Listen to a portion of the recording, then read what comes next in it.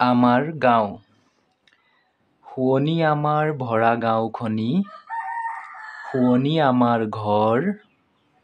পদূলি মুখত গধূলি গোপাল, ফুলি থাকে মনোহৰ। মোৰ লগে লগে পঢ়ি যাবা দেই। শুৱনি আমাৰ ভৰা বাৰীখনি, শুৱনি তামোল পাণ। শুৱনি আমাৰ সোণালী পথাৰ, ভৰি পৰে পকা ধান। শুৱনি আমাৰ গাঁৱৰ পুখুৰী, ৰাজহাঁহ চৰে তাত। শুৱনি আমাৰ ঔ গছ জুপি, মৌৱে বাঁহ লয় গাত। শুৱনি আমাৰ গাঁৱৰ চৰাই, শুৱনি গছৰ ফুল। শুৱনি আমাৰ ৰচকী পখিলা, বাটৰুৱা যায় ভুল। এতিয়া নেক্সট পেজত আছে। শুৱনি আমাৰ গাই গৰুবোৰ, শুৱনি নদীৰ ঘাট। শুৱনি আমাৰ সৰু নামঘৰ, বকুলৰ তলেদি বাট। শুৱনি আমাৰ যত ভাই ভনী, ৰহিম মহিম দোল। পদুমী কদুমী মেলিনা চখিনা, একেটি থুপিৰে ফুল। শুৱনি আমাৰ যত গয়ালো, সুৱদী মুখৰ মাত। এখনি গাঁৱতে সবে মিলি জুলি, পাতে মৰমৰ হাত। এই কবিতাটোৰ কবিজনৰ নাম হৈছে কবি অতুল চন্দ্ৰ হাজৰিকা। মই তোমালোকক আকৌ এবাৰ পঢ়াই দিম, মোৰ লগে লগে মনোযোগ দি পঢ়ি যাবা দেই। আমাৰ গাঁও। কবিতাটোৰ নাম হৈছে আমাৰ গাঁও। শুৱনি আমাৰ ভৰা গাঁওখনি, শুৱনি আমাৰ ঘৰ। পদূলি মুখত গধূলি গোপাল, ফুলি থাকে মনোহৰ। শুৱনি আমাৰ ভৰা বাৰীখনি, শুৱনি তামোল পাণ।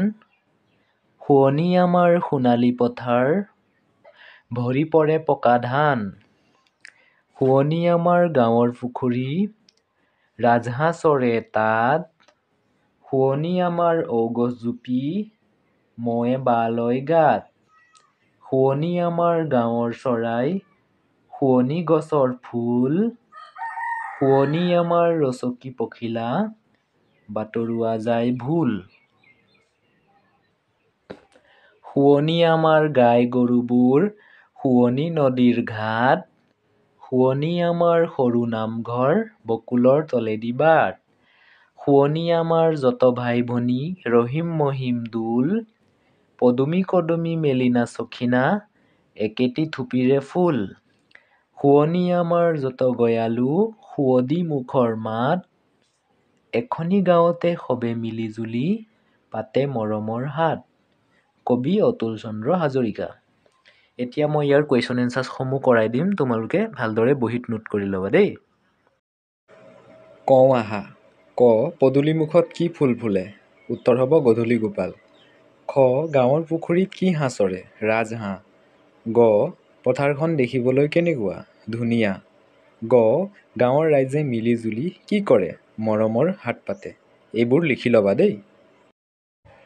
অংক নম্বৰ, কি কি শুৱনি বস্তুৰে গাঁওখন ভৰি আছে?